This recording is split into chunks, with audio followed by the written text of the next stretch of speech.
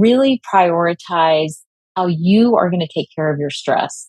So that includes deep and consistent sleep and prioritizing your self care.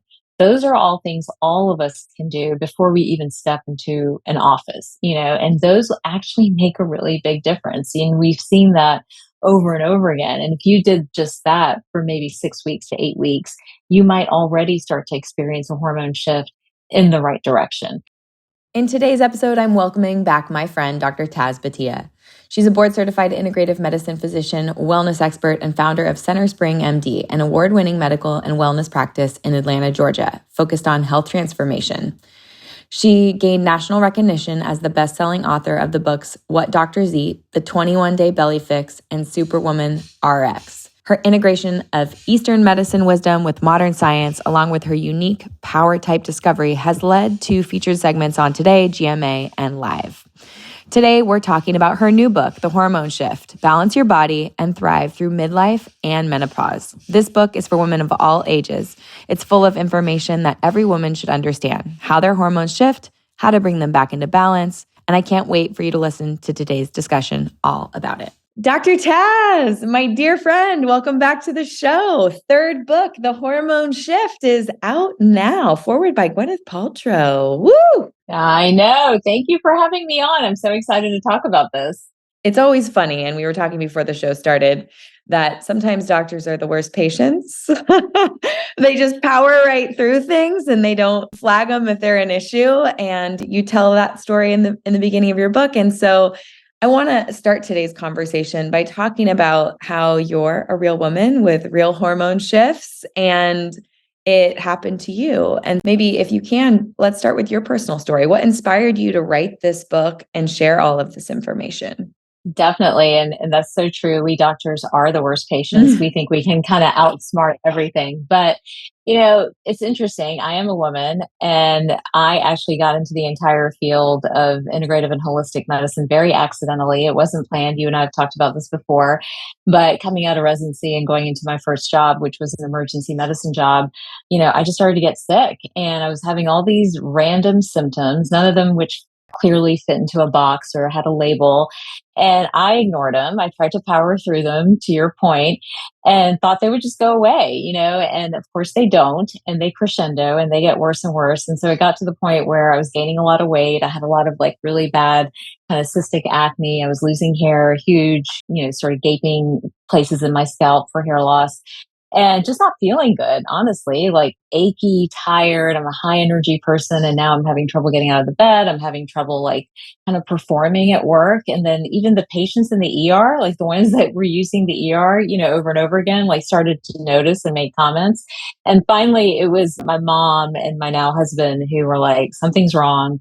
You got to go get this checked out. I don't know what it is, but figure it out. And so that journey was very painful is probably the best way to describe it. So for a doctor to finally admit that they have an issue and then go to another doctor, and it was just sort of being told over and over and over again, well, I think you're stressed, I think you're just anxious, are you sure you're not depressed?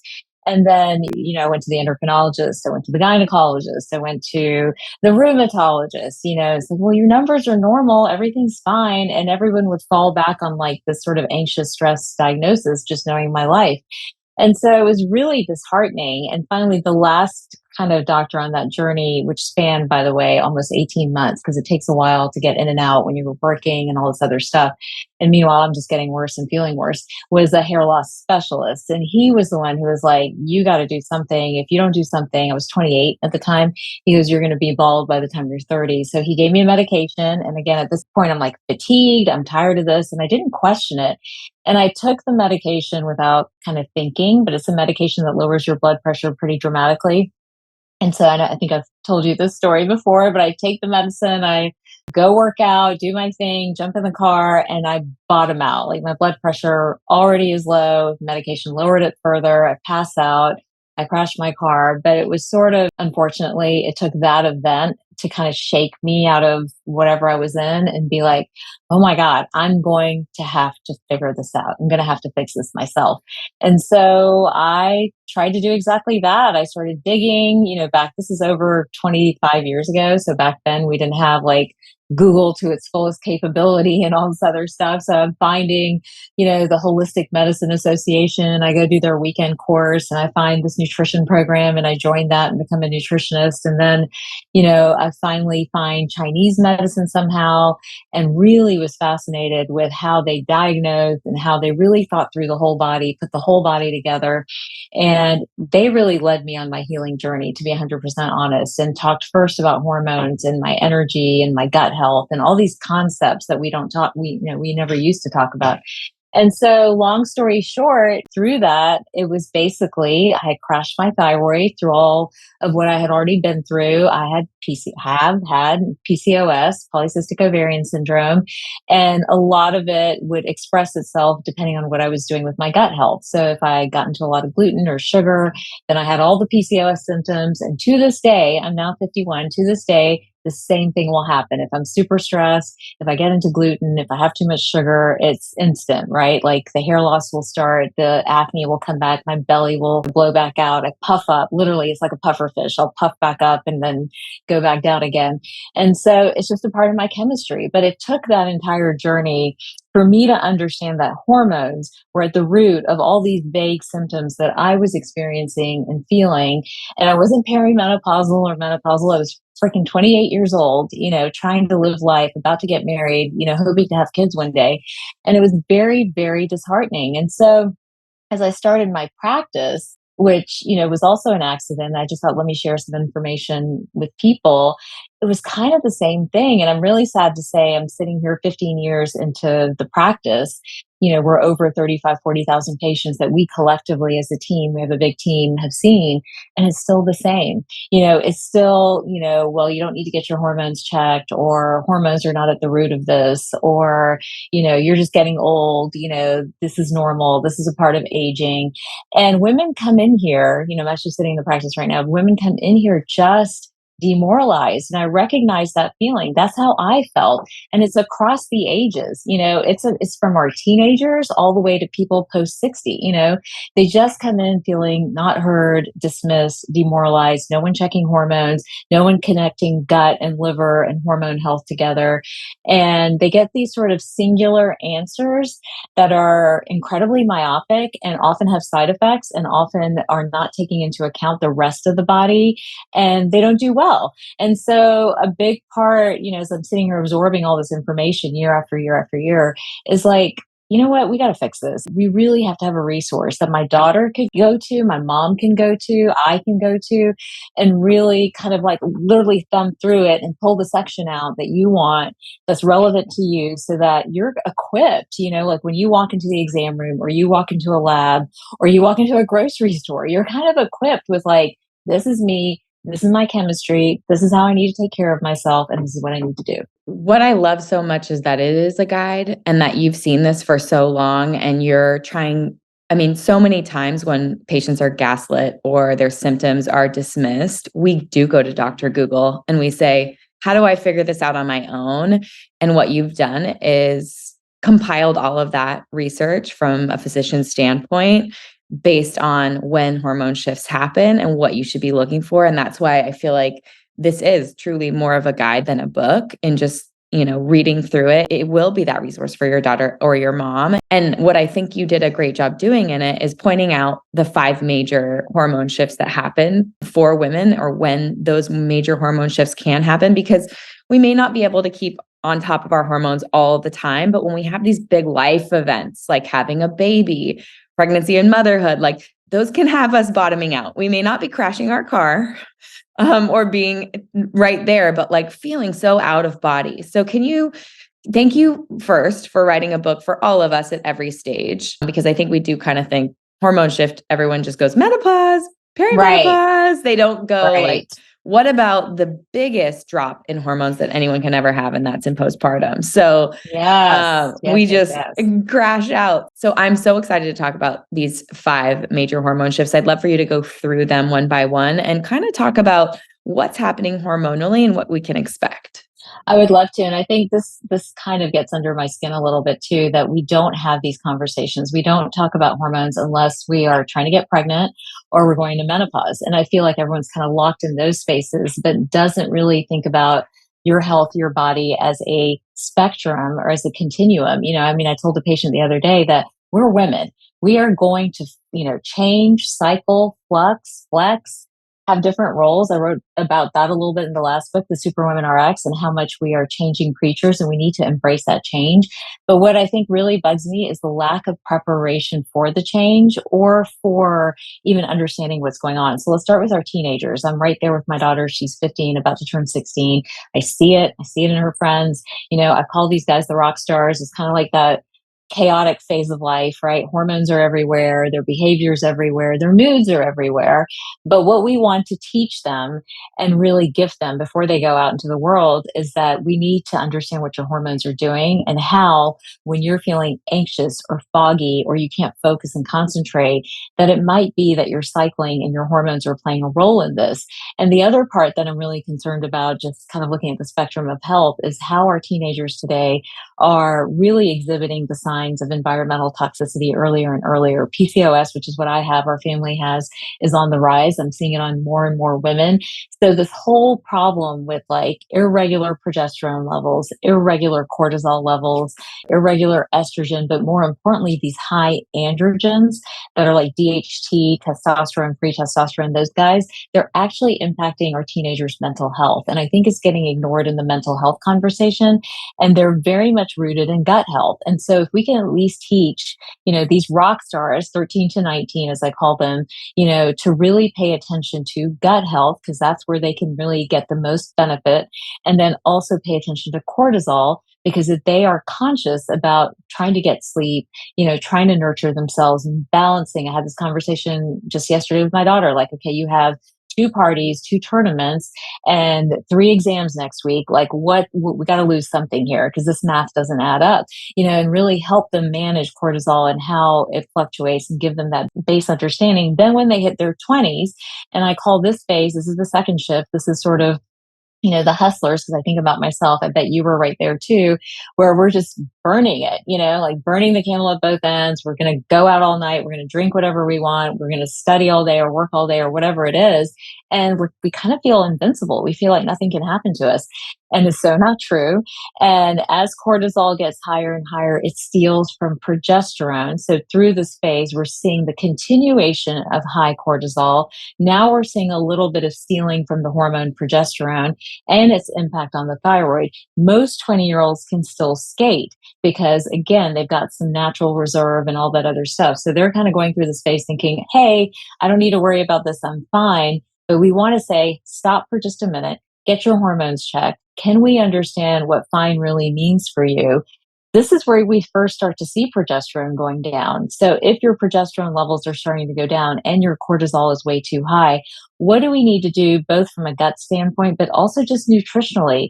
Kind of at this phase, nutrition makes a massive difference. It can actually be a game changer. So getting the B vitamins in, getting magnesium in, getting the fats and protein in, really watching sugar and alcohol and those type of things make a massive difference kind of in your early 20s. But what typically happens is that women don't do that. I didn't do that. So you get to 28, right? Which is, I feel like this magic number or magic age, given, give or take a year or two. And most of us are starting to settle, right? We're thinking family, we're thinking career, like this is what I want from a career standpoint. We're thinking home.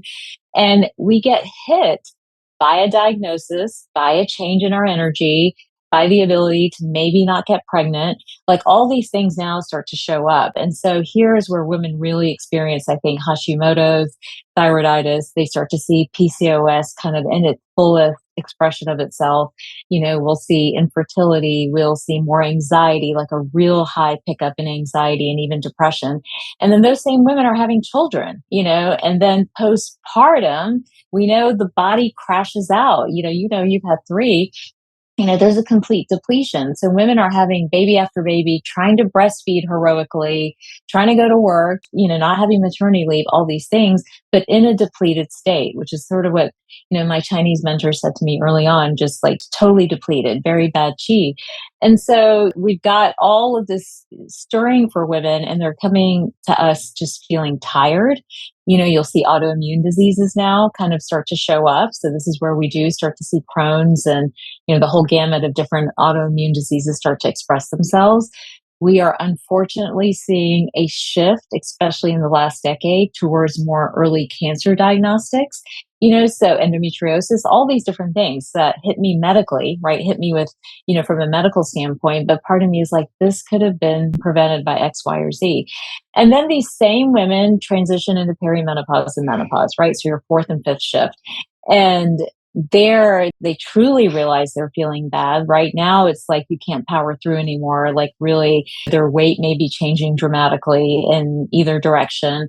Their mental health might be getting affected. Cognitively they're noticing shifts or changes, and they're having a lot of life change too. Kids are growing up and they're questioning career and relationship and a lot of decisions they made early on.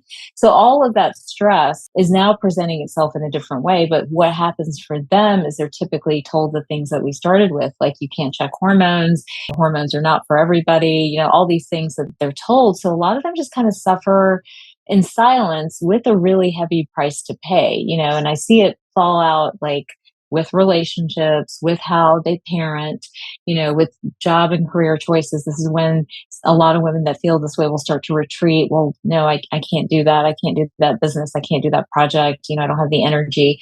And I hate it for them. Like I'm always like, we can fix this. We can move it forward. And then the fifth shift is truly going into menopause and beyond. And while all older systems of medicine saw that as a gift, right? You literally evolved shift to shift to shift. Here we are seeing instead, we're seeing the opposite. We're seeing like, okay, I need to retreat. I need to withdraw. I'm getting old, right? That's the narrative in a lot of their heads. Whereas really what we want is what we saw in older Eastern systems of medicine, where a woman literally rises to her power, so now she's the commander. I actually call them commanders. She's leading younger women, she's setting the tone for community and government and all these other things. And I don't think that's what's happening because women feel so bad. So I wanted to like say, just enter the conversation. I don't care how old you are. I don't care where you are, but this is a conversation women need to have, and it's fundamental to our health and well-being.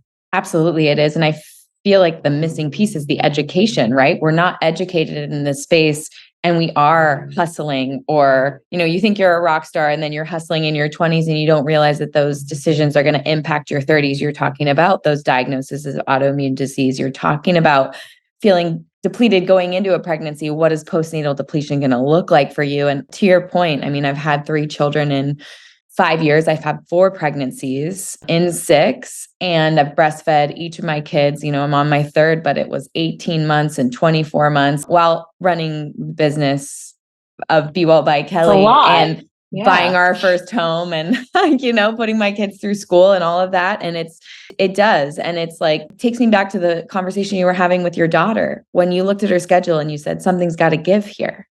Because I don't think people understand the hormones and what a progesterone drop really is doing to them. And you mentioned it, the cortisol steal. Can you break down the science of the cortisol steal? Because there's some things I want to put a pin in. For the Rockstar one, I want to understand how gut health can really help them. For the hustlers, I want our audience to really understand what the cortisol steal is, how it's impacting your hormones, and why it may be really hurting you when you get to your 30s. Absolutely. Let's talk about the rock stars and gut health. So here is really what I want them to understand, that their digestive system is driving their hormones.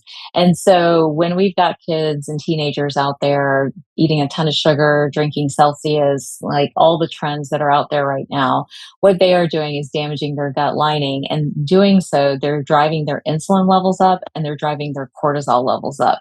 Now, some people can get away with it, but the majority of teenagers that I have met, when they are in a high insulin, high blood sugar, high cortisol sort of state, then they are having a lot of issues with focus, with concentration, with anxiety, and of course with their cycles. There's a lot of irregular cycles and a lot of, sort of associated abdominal pain, cramping, acne, and then they go on Accutane. So we're trying to break that cycle for them, and we're trying to help them really dial into the conversation of understanding. And I've noticed with my children in particular, it doesn't really work to talk about healthy food and not healthy food. It does work to talk about the gut and to say, like, have you gone to the bathroom every single day? Are you bloating? Are you having an issue with that? Well, these are the things that may be triggering your bloating. What most of our teenagers are dealing with today is a candida epidemic. Way too much yeast in the gut is driving those two hormones in particular. So the more we can educate them around basic gut health, like you need to go to the bathroom every single day.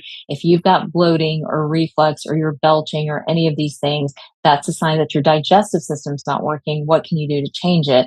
I think I knew I had a win when my daughter started. She went with our housekeeper to go get kimchi and kefir and all this other stuff. I'm like, okay, we're getting somewhere. This is great. So just like helping them to master that idea, I think is important. And then having them create budgets, like sure, go out with your friends, have a great time. But you can't eat junk food every single night. It's going to have a toll, right? Have a dessert, have ice cream. That's a big part of being a teenager. We want you to do that, but you can't do it a couple times a day. And so really helping them to create and understand how food and gut health are connected is probably the main conversation you need to have. I think the second conversation is helping them to understand that cortisol is regulated by sleep and their stress, and their hormones are going to show that. So, I've been able to work with my daughter to be like, okay, you've had a really bad period this last month, but you also have not slept consistently for the last month because of A, B, or C, and you're super stressed. So how can we help you manage those things? So helping them develop a regimen around how to lower cortisol and how to manage their gut health, I think is really where we as parents can win, and really help them to set a good foundation for going into their 20s and 30s. So for your daughter, for example, I'm assuming that she's probably just as driven as you. She wants to excel in school. She wants to, perform, get all of her homework done, study for her tests, and knowing that sleep impacts her cortisol. As a mom and a physician, what recommendations are you making to her to help her mitigate her stress? And how are you helping her have boundaries with her schedule? Well, that's, and I'm so glad you asked that. We literally look at her schedule. So every Friday or Saturday, we'll look at the schedule for the week ahead. And these girls have a lot of pressure on them socially, academically, athletically, all of it. And based on what's going on, we'll make decisions. And I get pushback, but I'm pretty firm about it. So we don't do spend the nights on weekends where we have tournaments and we have other things going on. It's just an absolute no. And by the way, spend the nights in general for our teenagers is probably the worst idea in the world. So if you're going to do it, it needs to have a budget around it. Like, is it once a month? Is it once a quarter? Is it around special occasions? But this every weekend, like 3 friends are spending the night or she's going somewhere. She comes back exhausted. She can't focus the next day. And God knows like what the food situation has been with all of that, right? So that's one tool. Look at the schedule with them and work with them. Telling them doesn't work, but making them think through it does seem to work a little bit better.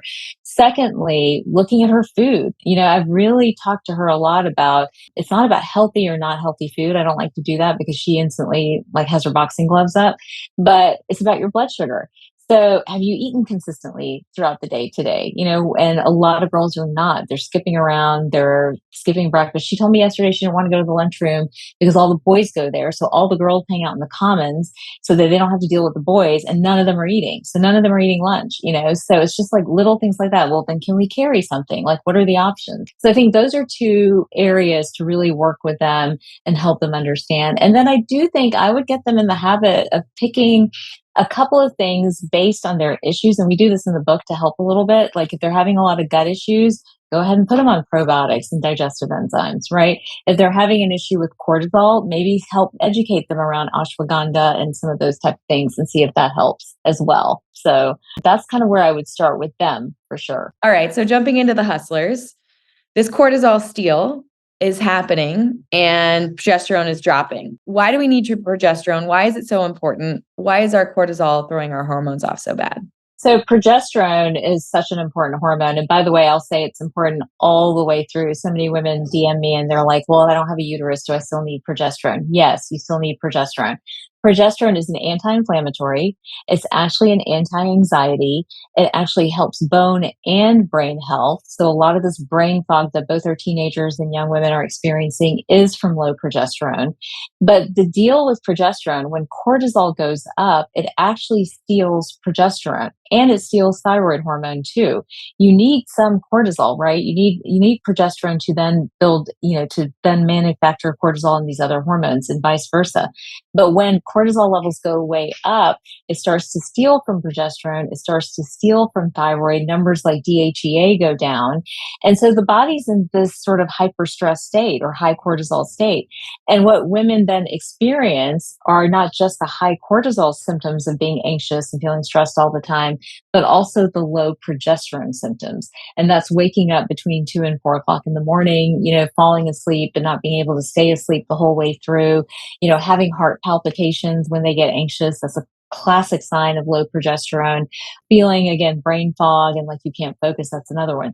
So progesterone is really important. Now, at the same time, cortisol is also stealing from the thyroid. So this is where we start to see, like in my case, like really dry hair. You're seeing a change in metabolism, and it's all so slow. It's so annoying because it's all so slow and subtle, so it can catch you by surprise. But your hair is getting drier, your skin's getting drier, you're starting to get belly fat, which maybe you never had before.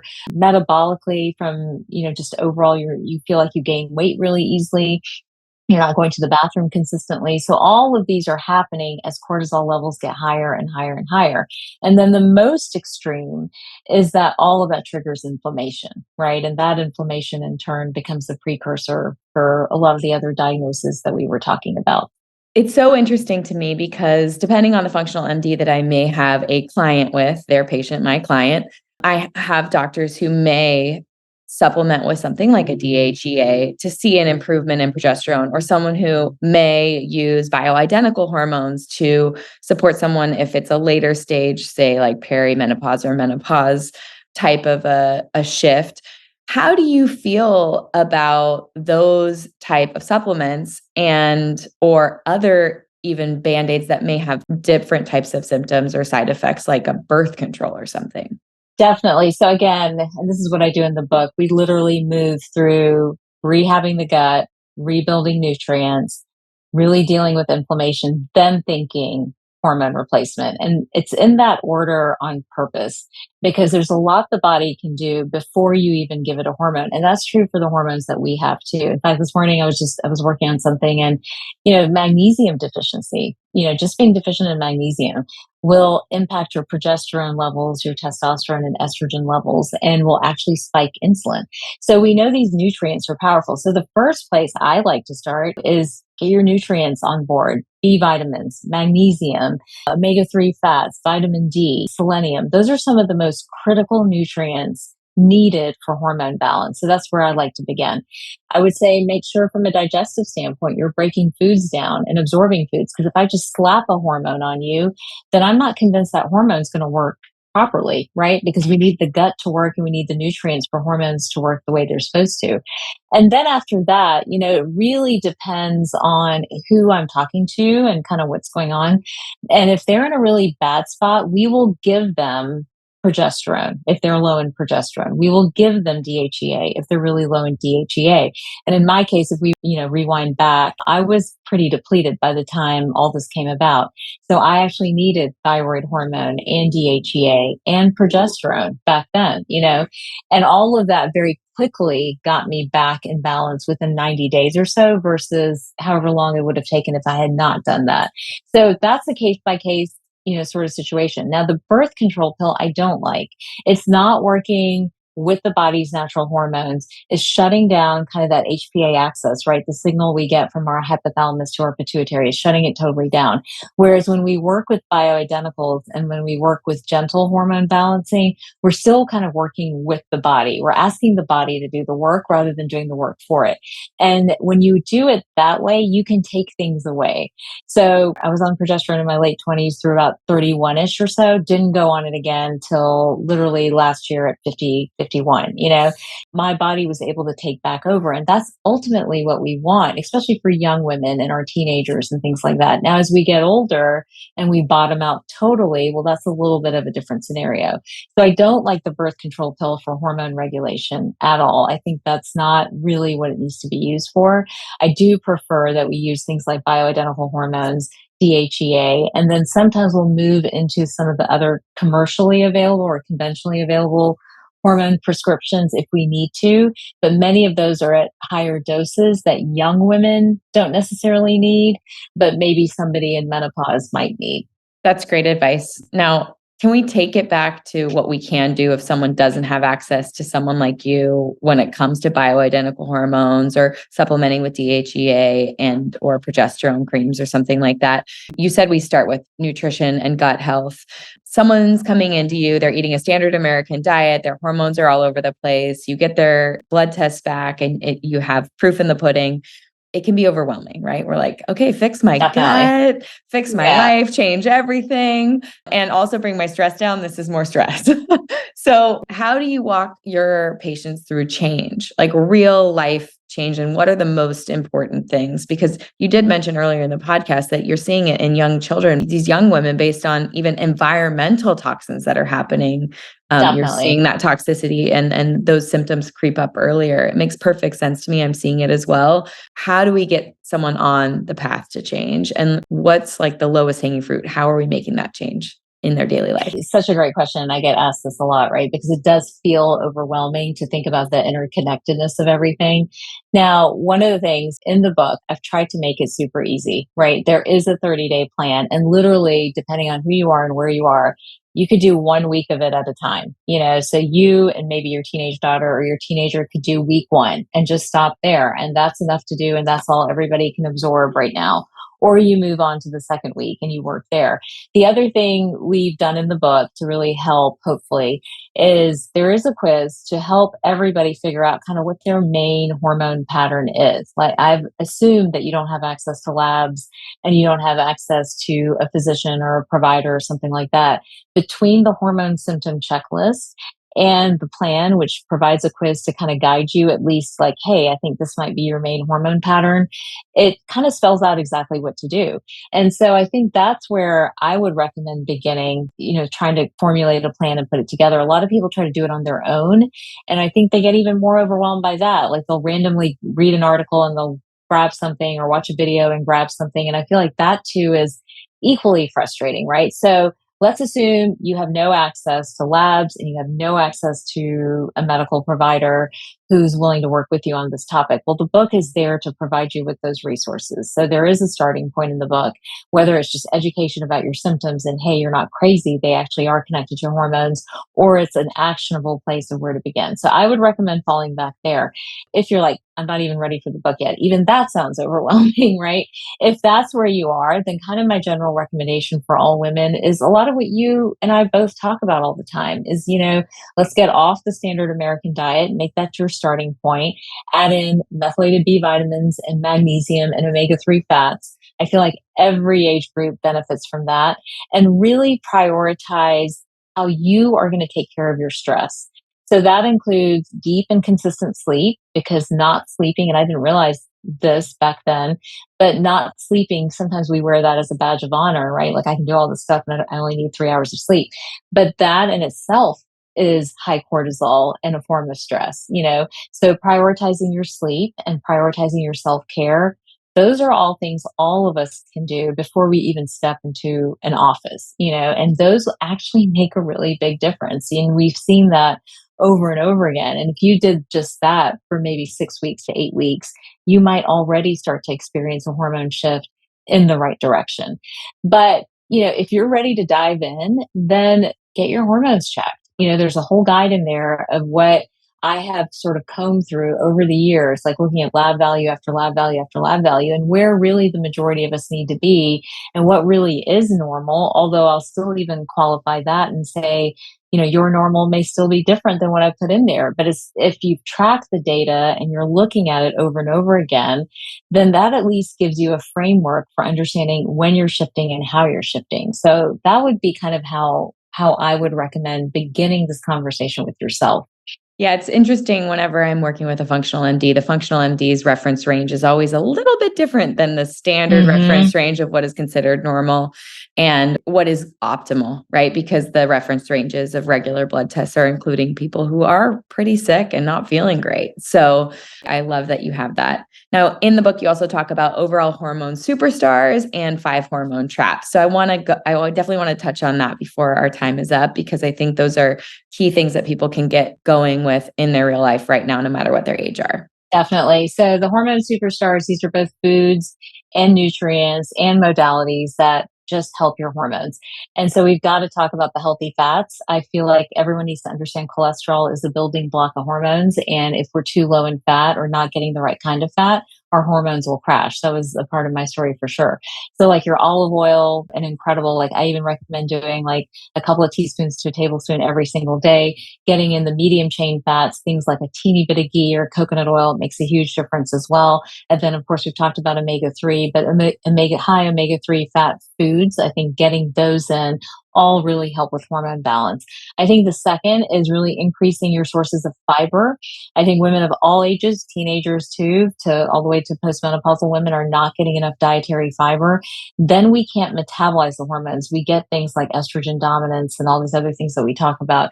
So adding in, a tablespoon of ground chia seeds or flax seeds every single day, adding in a tablespoon of psyllium husk, and then of course getting in a variety of fruits and vegetables that provide the dietary fiber, I think that makes a tremendous difference too.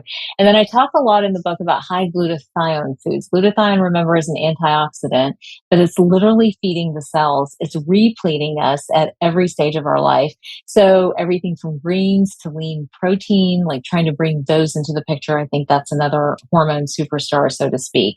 And then there are a few, we've mentioned a few nutrients that I feel like are just universal. So methylated B vitamins, a comprehensive B, not just a B12. And then looking at magnesium, getting at least 100 to, 300, 400 milligrams of magnesium in. Vitamin D is a big one. Vitamin D deficiency leads to hormone depletion. And then even looking at selenium and iodine, which impact the thyroid. Those are all so critical. And then we've got to talk about protein as well, getting in consistent protein. I think if that's not happening, that leads to a hormone crash also. The traps are interesting. So it is first our environmental stuff, our body care, our skin care, processed foods, getting in that load of toxins and additives that make it very difficult for the liver to do its job and actually disrupt our hormone axis and give us sort of all these, environmental estrogens that then skew us into what I call dirty hormones or building up really bad hormone metabolites. So that's one for sure. I feel like excessive fasting, excessive keto, excessive protein are all hormone traps, all three of them. Fasting for very long periods of time for women that are having hormone shifts, that are breastfeeding, that are not sleeping at night, further crashes their hormones and their metabolic rate. Keto does the same, doing keto for long periods of time. I've seen it right here. We're seeing thyroid instability, cortisol instability. So that's a big hormone trap for me too, right? The intention was good around these things, but I think anytime they're too long. And now what I'm seeing, which I'll have to talk about more, but is this protein push, right? Everyone's doing massive amounts of protein. Protein is important. It's great. It regulates insulin and blood sugar. But excessive protein past a certain period of time, it's about 90 days to 6 months seems to be the window. I'd be super curious what you think about this, is actually driving blood sugar up and driving insulin up. So for our insulin resistant population, they do well for a period of time, but then all of a sudden they're starting to gain weight again. So you've got to watch that as well as a hormone trap too. So to me, those are the big ones. Not sleeping, especially not sleeping between 10 p.m. and 5 a.m., major hormone trap. And then our lovely phones and Wi-Fi and blue light, that is a hormone trap too. It's inflammatory and it's actually affecting our HPA axis, our pineal gland, which regulates melatonin and so much more. I mean, it's a long list of traps. I would say a lot of traps. Personal trap would probably be caffeine. Yeah, that's another one. Yeah. That's my audience knows it. It's like, oof, that's my stimulant of choice. Got me through college. It's a hard one because when you're a sleep deprived mom, it's something I know I need to regulate. I've gotten to the point where I'm doing water processed decaf beans in my Breville so that I have to go decaf at home after my husband makes the first pot of coffee. So I'm like putting things in my own way to prevent that over caffeination. But yeah, I mean, we all have the things that kind of draw us in. I know you mentioned keto and fasting. I would say accidentally fasting in postpartum is, Totally. or Yes. for women who have kids and a job and you don't even realize, and they say, oh, I turn around and it's 3:00 and I haven't eaten. So true. And then you get in that habit of doing that. And then you're not having those hunger cues that you would normally have, that ghrelin that is sort of time bound. And I would say this time in postpartum, I'm eating more than I ever have. And I am eating more protein than I ever have, but it's keeping my weight where I need it to be without kind of becoming waif or losing too much too quickly. But it will be interesting to see, like, as Julian weans down, what I really need in regards to protein levels. I'm coming in somewhere between, I'd say, like 90 and 110 grams of protein a day at 130 pounds right now. But I don't really want to get much leaner than this. I just feel really weak when I'm that way. So we'll see. I mean, it's been a couple months of doing that, and I haven't lost my hair yet, which both of my other boys had massive broken hair and bangs in the front, and I'm feeling pretty good. But to be determined how long this lasts and what I feel. But right now I'm feeling good. It's interesting to note that you're seeing people gain on the back end of that. I wouldn't say that there are people that are doing twice as much as me every day. So you never know. I think it's just watching it, right? I think it's watching it and cycling and embracing the idea that we are cyclical. And so locking in for extended periods of time into one sort of way of doing things doesn't always work. And so protein is super important. I'm highly dependent on it too. But I think it's just something to watch. It may be that you have a high demand right now. You need it. You're burning through so much stuff. But I think everyone just needs to, again, back to owning your chemistry and understanding where you're cycling to in these shifts. And I feel like these shifts in metabolism and chemistry happen kind of like at a 4 to 6 month interval is sort of what I've observed in my patients. Like something will work for X amount of time and then we'll see something shift, either good or bad. And then we have to shift again. So I think just embracing that, I think everyone, like in our community, we kind of lock into like, this is what you need to do. But I think in reality, it's like, because the hormones are shifting, because we're shifting as women, sometimes what we need to do has to be tweaked slightly, 100%. I feel like that's, looking back on my career of like 11 years and having the Fab Four just be such general categories. You're like protein, fat, fiber, and greens. Like, I just am like, I feel really comfortable in less rigidity and less rules. And even with my kids and coming down to like meal times or whatever it may be, I'm like, how can I be flexible here? What do we really need? And also, I don't like to feel like I'm failing at anything. I'd rather have less rules and more flexibility to flow through it and then notice if something isn't really working. And I will say, after Toshin, what wasn't working for me was accidentally not, throwing myself back into work based on life, not accidentally not eating for too long or not eating the right things and grabbing for something because I got too hungry, maybe over caffeinating. It became like, postpartum depletion at its finest. Totally. Post 2 kids. So I think we all can get kind of trapped into a situation which is maybe our rock bottom of feeling our worst. And how do we climb out of that and never end up back in that place? And you've done that, and you've created a guide for people to do it themselves. I love it. Congratulations on the hormone shift, Dr. Taz. Oh, thank you, Kelly. I appreciate it. It's a good one. Where can people follow along? Where can they learn more? Where can they grab the book? So the book is available everywhere books are sold. So the usual Amazon, Barnes & Noble, all that other good stuff. I'm on social a bunch, so come join me there. I'll be diving into this content and giving away little tiny bites. So hopefully things that you guys can use day to day. So it's Dr. Taz MD. And then my website has lots of resources. So drtaz.com. We have a community there too that we're building. So join us there. Awesome. Thank you so much for joining me today. It's so good to see you. And Me too. Congratulations. Best of luck on your tour. Thank you. Thank you so much. Always good to see you. You too. Bye, Dr. Taz.